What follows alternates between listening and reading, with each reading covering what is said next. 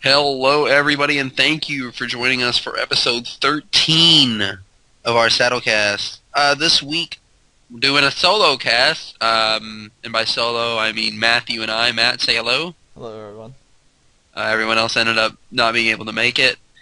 What we're going to talk about this week is a little bit of Diablo 3. As you probably are no doubt aware, the rampant rumors of Diablo 3 coming to consoles have been around for quite a while now, and Blizzard has confirmed that it's actually running on consoles as is at this moment.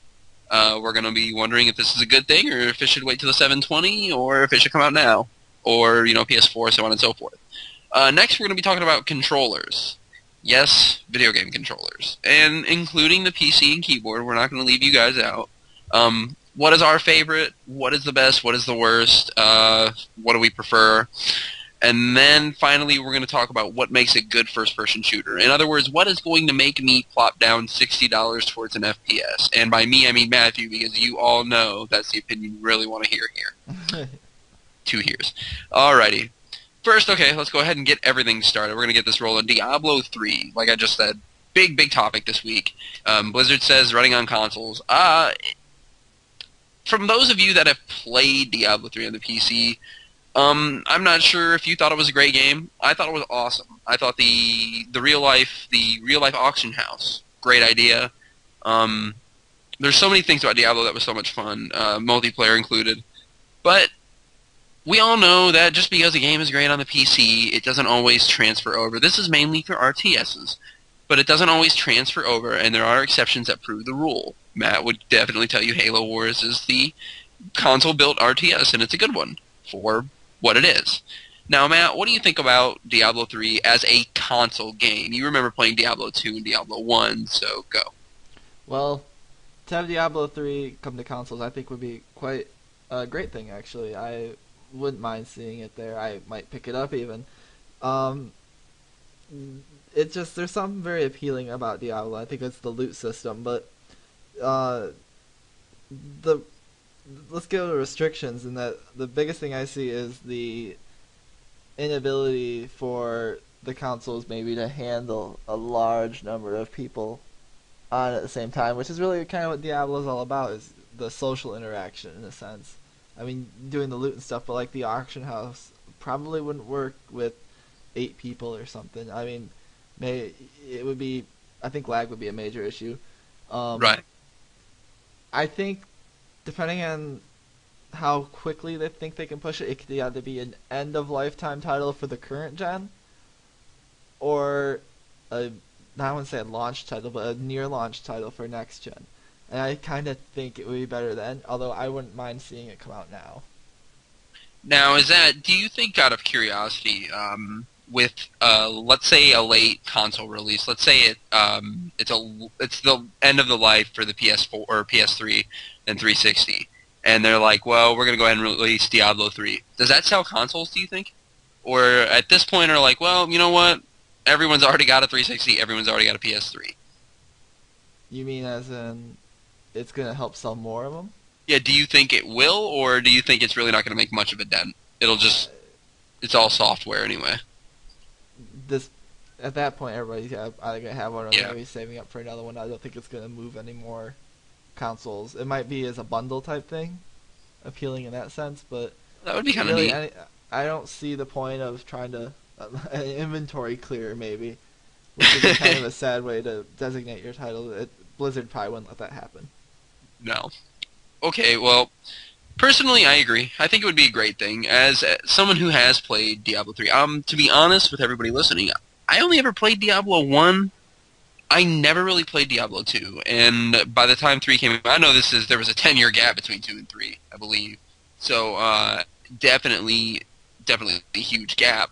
But when I actually played Diablo 3, and I had been watching videos, and a few friends were telling me, it's a really great game. The story is really amazing, and I believe it was Little. So Little, if you're listening, just another game you sucked me into buying there, and it was great. Absolutely beautiful game. The story was astounding. It was so good, and to be honest, it's super cliche in a way, and it's super good versus evil. and we're caught in the middle type stuff. And it's like, yeah, it's been done before, but you know what? Diablo 3 made it fun. And I would love to play it on consoles. I would love to play it over Xbox Live with, Matt here, have a, just a party and go in and play. I think it would be a ridiculous amount of fun. Yeah, I think having, RPGs and, what am I thinking of, RTSs have been sort of the exclusives only for PCs in a sense. The really good ones are always over there. So I know a lot of PC gamers are probably like shuddering at the thought of taking their sacred styles and putting them to the console. But hey, yeah. I think we deserve it. Yeah, I mean, you know what? It's so much fun to be able to just sit there and have that headset on and play. And I know PC gamers are like, you can do that on the PC. But there's something about, the achievement system, the party system that we're just so accustomed to. It's just built in. I don't need to have vent. I don't need to worry about, is there in-game chat on this? I just know on the 360 there is. It's so much more convenient for me. And I know the counter-arguments. I get it. PC versus console gaming. We've heard it a million times, so we're not going to delve into that. I do think it would be a great thing. I think it would sell consoles. That is the biggest part.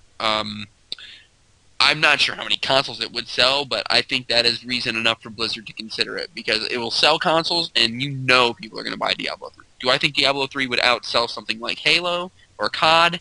Not in a million years. But it will sell a lot. I wouldn't put it past it to get close, though. No way. A lot of people really love Diablo, so... You're absolutely right. A lot of people do, but the good chunk of those people that do are playing it on the PC already. Yeah, they have that going for them. But there's the others, that more casual side that don't have the, I wouldn't say the PC requirements to do so, but I think there's a good chunk that could push it. I think it's okay to say that, though. They don't have the PC requirements to do so. Let's be honest, my PC barely runs it. I mean, if your PC's 6 months old, odds are it might not run it either. I know that's super cliche, or not super cliche, but it's pretty much an over-exaggeration. There you go. But in a way, it rings true. Yeah. I don't believe that it would hurt. I don't think it would hurt at all to release it now.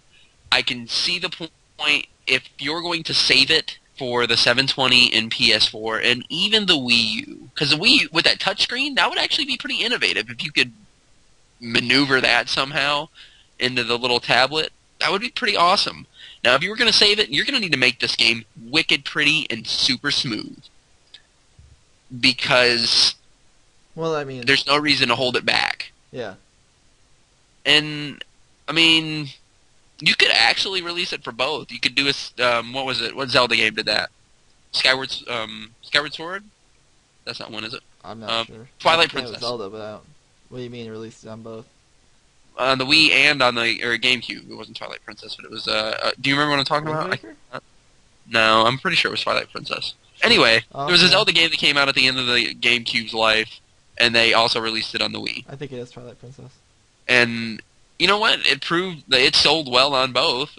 So you could hypothetically do that. You're going to need to make it, I think, pretty. Well, in the sense, you can adjust your graphics on the PC, so I wouldn't see why they wouldn't just do that for the console. Very Not true. So you can adjust it, but automatically adjusted already, low end to the high end. Right. Okay. So I mean, we're in agreement. It's a good thing. It would be a good thing. Yeah, I'm not opposed to having it out there. I would even consider getting it. Yeah, I mean, I've already bought it on the PC, and I would consider getting it. See, that's what I'm saying, though. If you would do it, why wouldn't other people do it? True. I'm not saying other people wouldn't, but just to say it would outsell, or I'm it not could even saying it would. close. I would say it would. I think it would be close. Not super close, but it would get to that level. Oh, like an upper echelon. Okay, I want to disagree with that, but me saying that I'll go out, I would probably consider buying it, or even doing so would just counter arguments my argument. So you're absolutely right. I can't really argue against it. I might not agree with it, but I don't have any evidence. I don't have a good premise there. So all right, we'll go ahead and wrap that up. Let's go ahead and talk about controllers now. Good old controllers. What are our favorites? What made you go, are you kidding me? A.k.a. Nintendo 64. Matt, favorite controllers. I mean, what do you like? What do you like most about your favorite controller? I mean, go ahead. Just, I think it's going to start arguing about familiarity and placement with the buttons. So I mean, pain. It's always a pain to have to adjust to a new controller, if you will. But I really like the Xbox controller. I don't think it's my favorite. I think it's very Really? comfortable. I mean, one of I'm the very reasons interested to hear what your favorite is, but yeah, definitely go ahead and keep going. Keep going. I really, really like the Wavebird for the Nintendo GameCube. Ah, I mean, okay, all in a right. sense, it's the same as the Xbox ones. Really, I mean, really, they're almost the same except for it's missing left bumper. But for the time when I was playing, it really fit my hand. Everything just felt really natural.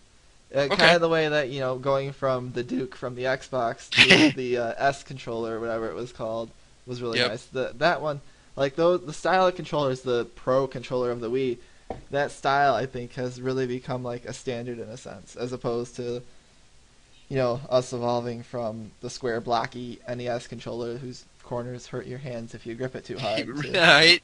the well, like, what was it, the Saturn that had like those three, like, six buttons up on the top. That was confusing as hell. That was weird. And the whatever that was with the 64.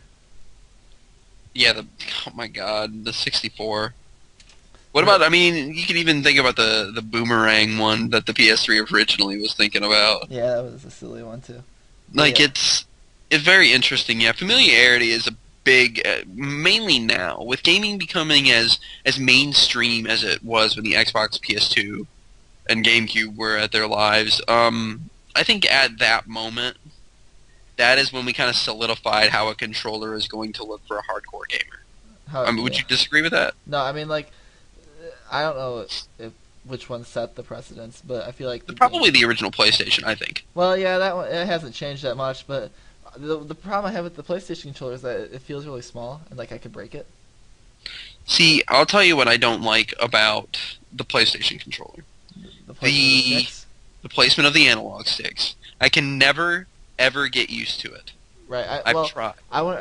That's the thing. I wonder though if traditional PlayStation gamers, 1 through 3, are used to that and just can't get used to the Xbox sticks because they're so But displaced according to them. but see, the counter argument to that is I started on a PS1 controller. Well, so I did mean, I had that before I started had though, anything else other than and it's just Nintendo. weird that I was so interested, and like it always just seemed more natural to me when I picked up, even when I picked up the Duke, which was a giant When controller. you weightlifted the Duke. Yes, when I was growing muscles when I was playing games. No, all right. My favorite controller. My favorite controller is going to be the current 360 controller. And any MLG pros listening, just ignore the whole slow turn thing. Just I don't care.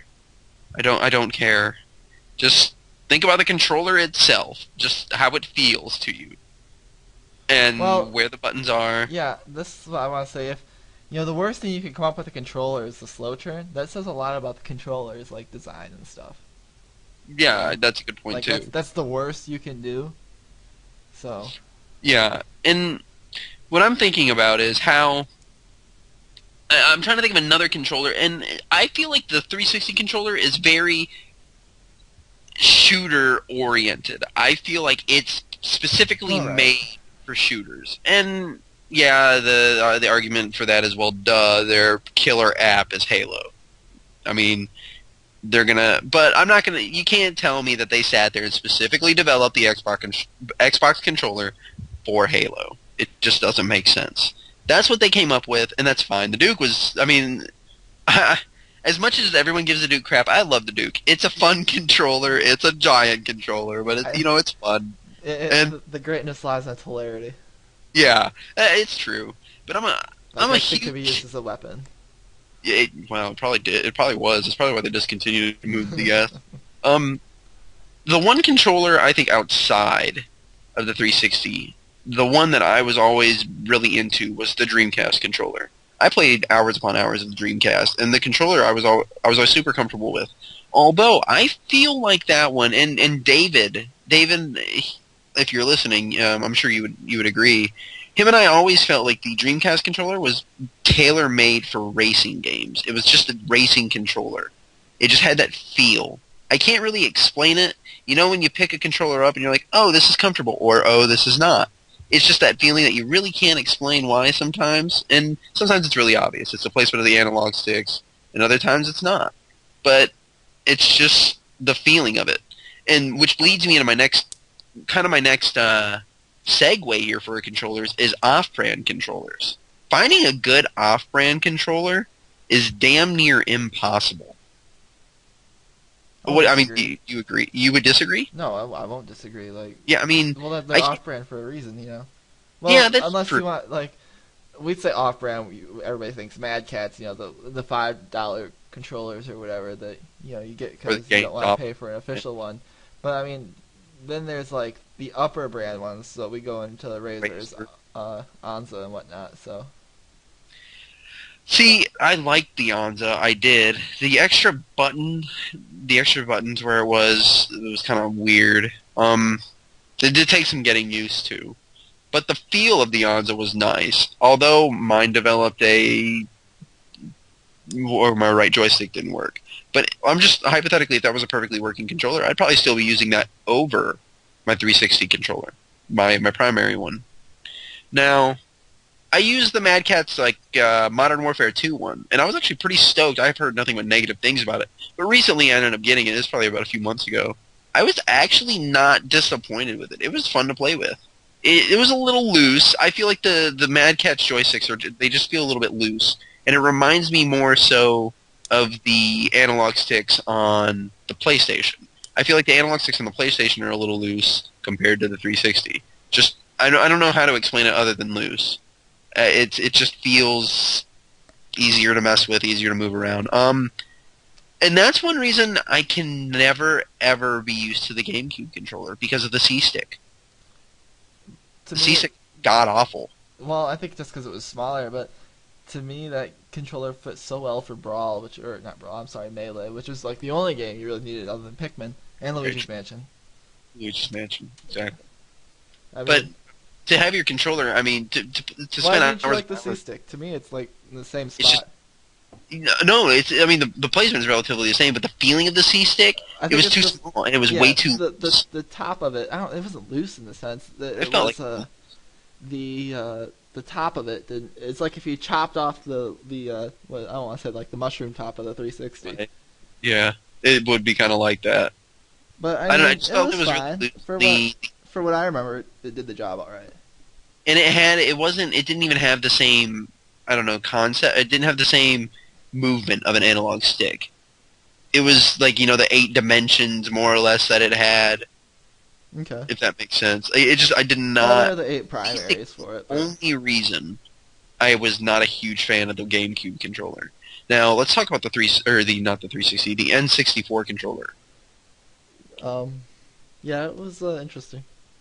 Yeah. Everybody, I noticed, pretty much anyone I will talk to, they don't absolutely hate that controller. It's weird.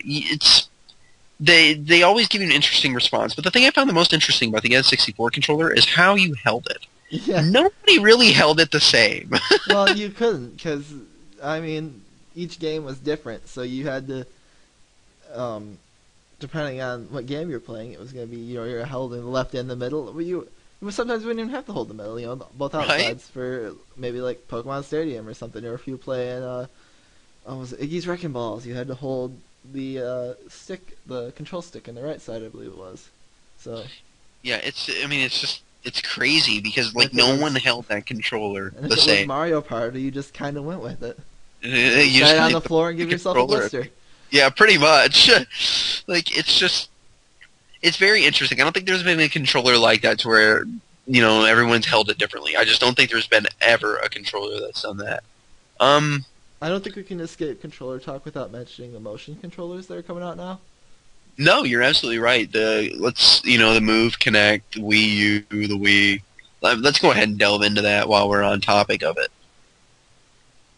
As much as I dislike the Wii, it's the only one that's made it plausible. The Kinect has the best idea because the potentials for hardcore gaming behind the Kinect are just so amazing. We talked about this before. I always thought it would be really cool to do a Gears of War Kinect game to where you moved your couch in front of the Kinect scanned the couch in, and that's how you ducked behind cover. You literally ducked behind your couch with a light gun or something. I thought that would be so cool. The only bad thing is you lose sight of your TV for one, and you have to own a couch. So, Yeah, but realistically, in real life, you hide behind something, you lose sight of something. It's cool. You don't have to move your couch, but I mean, so I just thought it would be cool. yeah, maybe for like a hardcore mode. Yes, for hardcore gamers, like for hardcore gamers that want to use the Kinect. I mean, I always thought it'd be so cool to use it.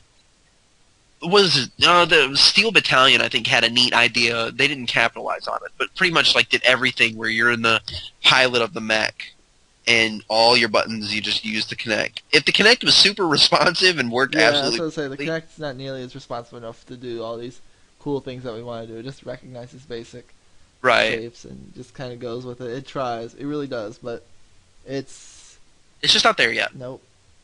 and that's fine. It's frustrating, but it's fine. So,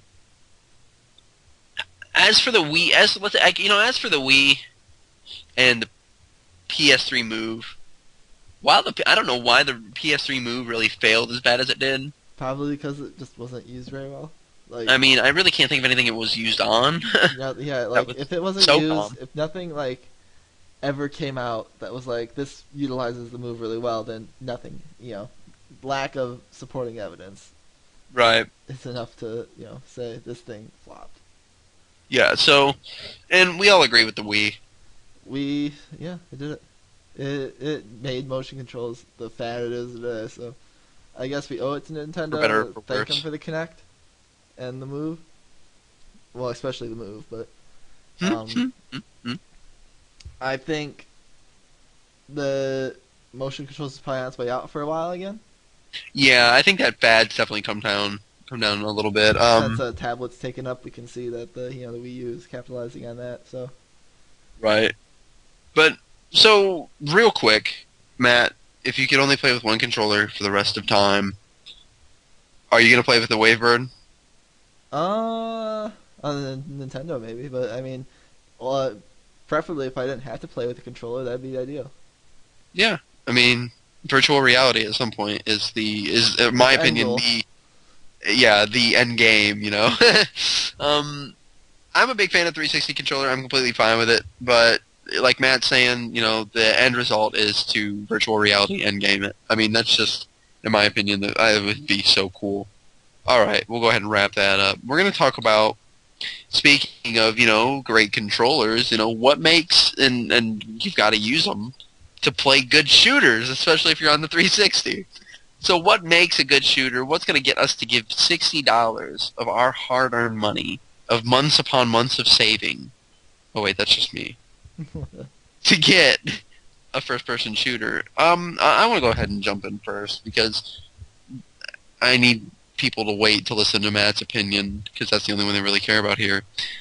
Of course. For me, I think a good chunk of it has to start with the single-player aspect. Not all the time. There are exceptions. Battlefield 3, Call of Duty Black Ops 2, that are the exceptions. Really, but any Call of Duty that's came out after Modern Warfare.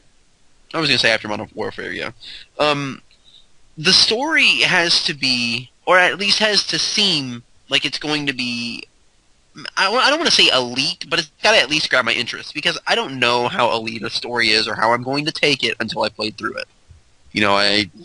I don't want it to give me the same feeling Resident Evil 5 story gave me, where I was like, oh, hey, we're playing Gears of War with a Hammer of no. Wait a minute, that's not, it's just something that, I guess that's gameplay, but story-wise, it's gotta seem alluring. It's just gonna have to be something I'm interested in, and everybody's taste is gonna vary there. But I'm gonna say story. Does it need to have multiplayer? No, it doesn't need to have it. It doesn't need to be tacked on. It just, if the story's good, the story's good. It sounds odd, but I don't mind spending $60 on a game that's got a great story. BioShock, like we talked about last week, is the prime example here of a game that does not need multiplayer and is worth every dime, every $60. I think Matt would agree. Oh yeah. It's worth $60, hands down, and that didn't even have a hint of multiplayer. There was not one moment in that game where I was like, I can't wait to play this with friends. There was the moment of I can't wait to talk about what happened in this game. There was that, but there was never like, oh, this would be fun co-op. Like it was just that was never there. I think in terms of multiplayer, if you're going to have it, it needs to be its own thing. Does it have to tie into the story? No. I'm not. I mean, it's multiplayer. There's nowhere in canon that says red versus blue, and millions upon millions of Slayer matches. Now, Halo 4 did it. I like how they did that with the simulation on the Infinity type thing. That is cool. Did they need to? No, I was just fine either way. But it's added when you do it that well. An extra mode, and I know he's not here, but Chris brought this up to me once, and he's saying having an extra mode is one thing for him that works, and I almost want to agree, but again, it doesn't need to be there for me. It helps. It certainly helps. For example, Call of Duty Zombies. It helps. Doesn't need to be there, but it helps. Horde mode doesn't need to be there, but it helps. Now it kind of seems like it has to be there, but for me, a great story is honestly the only thing that I need. It is the only thing that you can just put that, have a great story, and be fine with it. The story's got to be more than 4 hours, Homefront. More than 4 hours. Please. But, in all honesty, a great story is pretty much the only thing I require. And the counter-argument to that is go play an RPG. For the record, not all RPGs have great stories. They're just a million hours. Matt, go ahead. So, I think good FPSs have to at least hit a minimum of mediocrity in all areas, and then it has to stand out exceptionally in at least one of them. But for me, that area would be the options that you can take into combat. So, you're not just having to assault rifle your way through everything. Make the sniper an option, make stealth an option even if you need to. These are the kind of things that make a good game for me, because then you break free from this linear-esque gameplay in a sense. I mean, you're still following the story, but you're able to accomplish your goal in different methods. So, somebody that's not fantastic yet controlling a joystick can at least strategize their way through the enemies and take them down that way. I've always thought something like that would be really cool. I can't think of a game off the top of my head that's allowed that. Maybe Deus Ex is a big. Deus Ex is probably one of them. Human Revolution is you could no kill a good chunk of that game. I think that's cool. I mean, I've done it in Halo 4 too. There are parts with the Banshees where I've just been like, nope, ain't doing this. Gone under the bridge and popped out the door and ran on through. Yep, that's pretty much what I did.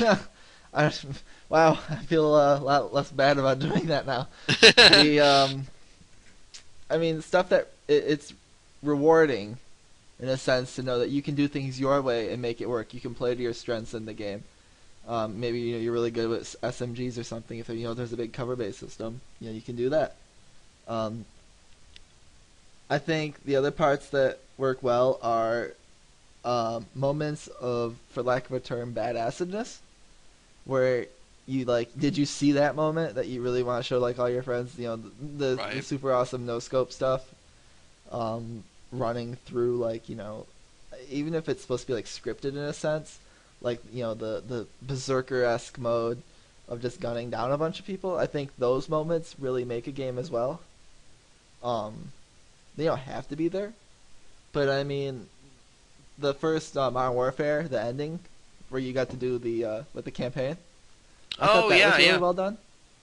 So it's things like that. I mean, there's more. I mean, they have to hit those other areas. So the story has to be good. The weapons have to be balanced. I think that should actually be a bigger thing in multiplayer, especially.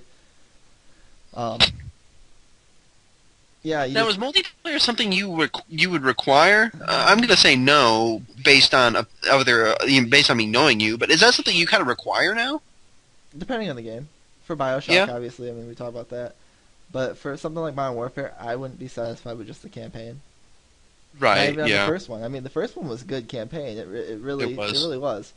But part of it, you have to have multiplayer in there for some games, and some games go off multiplayer only now. But I want to say it's situational, because most of the time it is, but really most games probably should consider multiplayer, unless it's it's more about the story and not the gameplay, then you Yeah. don't need it. So, but I Like, mean, there are there's a few plenty of games games out like there. that. Yeah, I Most mean, games there are plenty of nowadays games are, out there. spacey, moderny, or uh, Colonial. historical. So, Yeah. I mean, it's based around that time. So, I there's mean, make nothing, no mistake, there are plenty of games out there that are easily just have great single players but have tacked on multiplayer. Yeah, yeah. I'm gonna think of actually the first one that comes offhand to me is Assassin's Creed. Well, then I was to say Mass Great Effect. single player. Mass Effect multiplayer is an interesting aspect. It's basically Right. Horde, Right. and I'm not really sure why they decided to do that, I think but it's yeah, it's a good the point. community was hollering for it. Well, parts of the community. Some of us were like, "Yeah, we don't care," and they were like, "Okay, well, here it is anyway." I And then we mean, were it's like, nice "Eh, and for what it is, but I didn't buy the game for that. yeah." So I I mean, think it's a harder thing for developers to gamble on. Like, should we not? I think it's easier for them to be like, yeah, let's just tack on multiplayer than it is to be well, like, in a well, sense, should we not it's include it low at all? risk. If it doesn't interfere with the gem of your game, I guess why not throw it on there and see where it takes you. If they don't like it, let's treat it with a Mass Effect. If there's a Mass Effect 4, well, whatever they're doing, the prequel or whatever that I heard was 2014.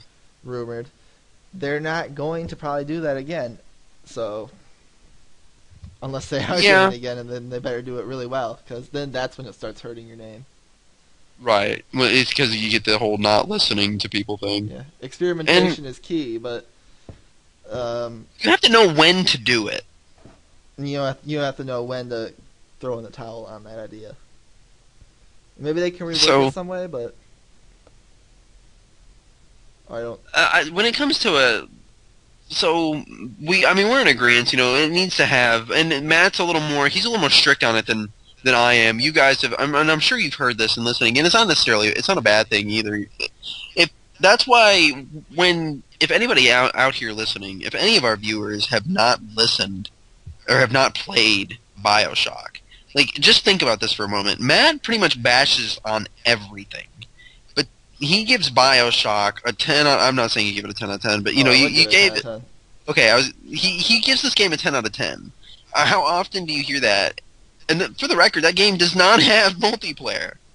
It does. I don't even want to spoil it because all I constantly say is the twists and the turns in that game. I won't even spoil it because I'm so afraid that somebody won't get to experience it the way we did.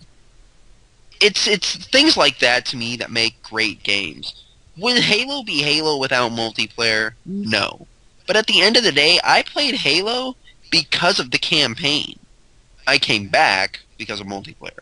But at the to start it off, and that's why I was actually more Halo 2. I was more hyped for the campaign than anything I could think of. It had nothing to do with multiplayer. Granted, the multiplayer ended up obviously being this gigantic phenomenon that exploded because of Xbox Live, and it was not saying it wasn't big with the original Halo, but I think single player can easily just drive you so much further. Oblivion and Skyrim are perfect examples of this. They have avoided my calls of oh, this would be so cool if you could get in a game with 4 people and do stupid stuff, and of course they're doing an MMO, so I wouldn't say they've avoided it too much, but they're separating them. Do you think something like that's a good idea? Like, would you enjoy? Is that a good idea? Like, they're like, well, we're gonna leave this alone. We're gonna kind of keep this separate. What do you think about doing something like that, or should they have just been like, oh, it's okay to merge the ideas Merge the ideas of an MMO and Skyrim, on a console, or so Diablo 3 on a console. yeah. I like it. I like that. I mean, you think it's I mean, it's why not? We haven't had it yet. yeah, and If there might it's be a done reason for right, that. then it's good. And then if it's done poorly, well, they tried. It can set the bar for Pretend it- whoever does it next time, because it's coming eventually. Or consoles will go away and it won't come at all. So, I mean, Okay. at the end of the All day, right, well. my last word is that single player gives you ratings, multiplayer gives you money. That's where I'm gonna leave that. And I'm inclined to agree. I wish I could disagree, and I wish it didn't work that way. But that is just how it is. And I'm going to say that single player gives you a better cult following, while multiplayer gives you that popularity, which is where Matt's saying money. Would you disagree with that, or? Um, Cult following ratings, ratings.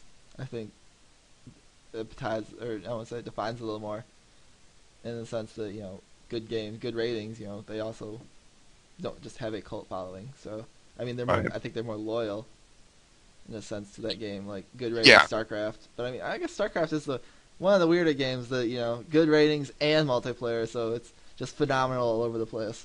Yeah, and but that's what makes a great game. That's what makes an all-time great game. That's something that you can argue as your game of all time. Yeah, well, I'm I not mean, sure I would ever call it the in game our of all Lost time. episode, I did have it in one of my top games of all time. So Yeah, and so that's what makes it. That's what makes a game. And you a good combine chunk of both. the games, on our in that last episode of the top tens of our time or the top fives of our all-time games, were a good chunk of them. They were single player, and a lot of that has to do with a good chunk of our favorite games. We're '90s kids. Multiplayer really wasn't all that big yet. I think that's a big part of it. I think if you ask a kid in 10 years who's 20, a good chunk of his top 10 is going to be much different, unless he's a hardcore gamer who's probably played everything. But we grew up in an RPG time and in a single player time, and it's interesting to see like how our top 10s vary when it comes to somebody else's top 10s. Because also better. So I think it's very interesting. My last word is just that at the end of the day, everybody has a different opinion. What makes a good shooter to you doesn't mean it's necessarily going to be a good shooter to me. So if you do want to say what makes a good shooter, go ahead and drop us some comments. I'll tell you you're wrong, maybe, but maybe we'll agree. Who knows? We can make virtual friends. Like virtual flowers. We'll pick you virtual flowers too. Yep. Again, Matt, I want to say thank you for joining me here and doing the solo cast.